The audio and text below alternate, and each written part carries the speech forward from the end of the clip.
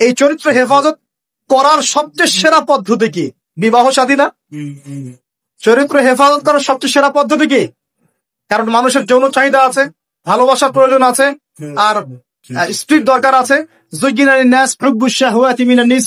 মানুষের মধ্যে সবচেয়ে বেশি আকর্ষণ দেওয়া হয়েছে কার প্রতি? নারীর প্রতি। অতএব একজন পুত পবিত্র নেককার মেয়ে আমি চাই, তাই কিনা? আমরা সবাই চাই। এখন এ কারণে এ হাদিসের মধ্যে এটা নিবেন, ওই দুজন মানুষ কোন দুজন? দুজন ছেলে ছেলেও হতে পারে, দুই মেয়েও হতে পারে, আবার ছেলে মেয়েও হতে পারে, যারা একে অপরকে ভালোবাসে। কার জন্য?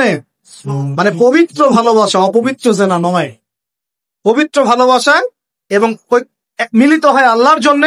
বিচ্ছেদ ঘটে কার জন্য? আল্লাহর জন্য। আপনি স্ত্রীকে বাসায় গিয়ে তার সাথে মহব্বত করছেন, আল্লাহর জন্য মিলিত হচ্ছেন, তাই না?